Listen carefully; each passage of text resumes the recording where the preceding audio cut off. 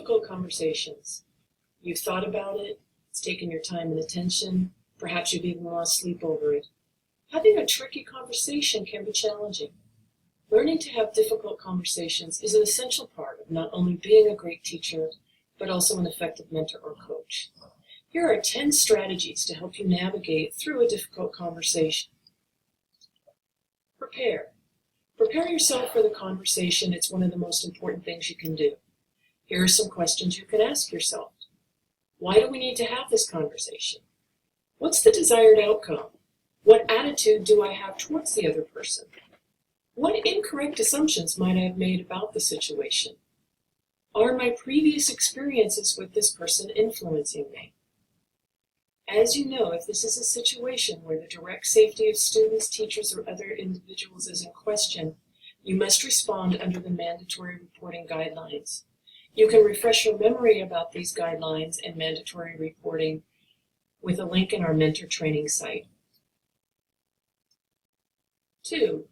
Choose the best time and place. The timing of the conversation is incredibly important in order for the conversation to go well. The physical location is equally important. Think about when and where would be the best place for you to talk. Think about preparing the person for your conversation by saying, I need to talk with you about something important. Can we make a specific time?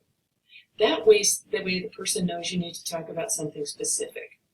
Your conversation needs to be confidential, so where could you have it? For example, we often have to meet after school. So pick a time and place where students or other individuals will not be walking in and out, interrupting your conversation, and not allowing for confidentiality. Start positive. Start your conversation with a few positive statements about the person, situation, or relationship.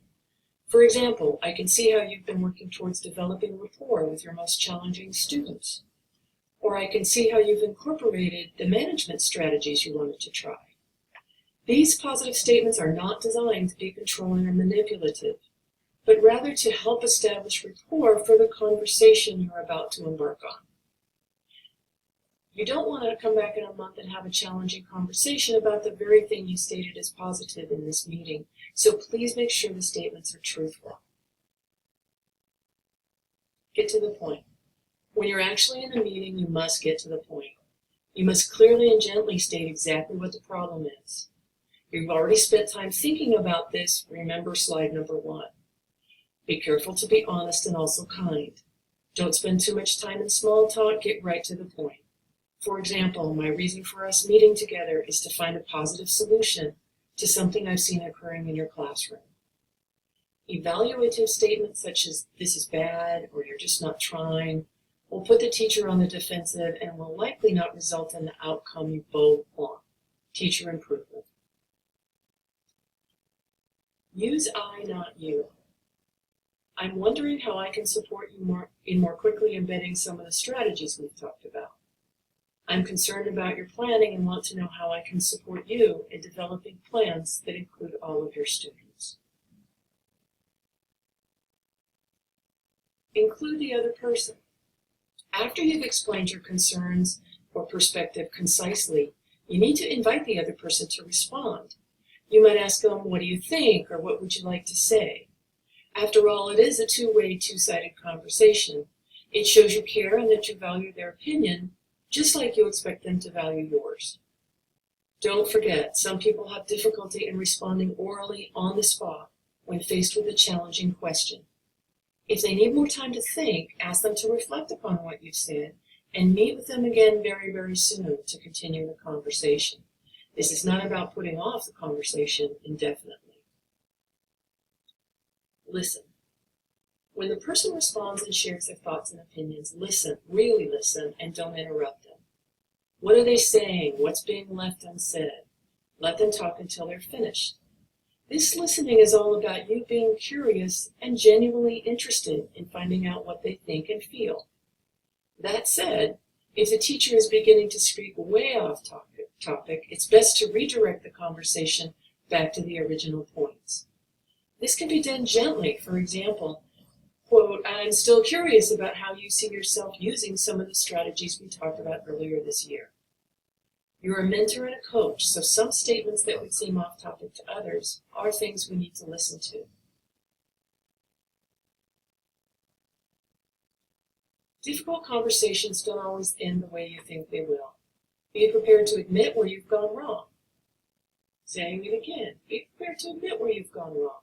Take personal responsibility and discover your own errors. Manage your emotions. Your objectivity will go a long way to making this conversation be meaningful for both you and your teacher.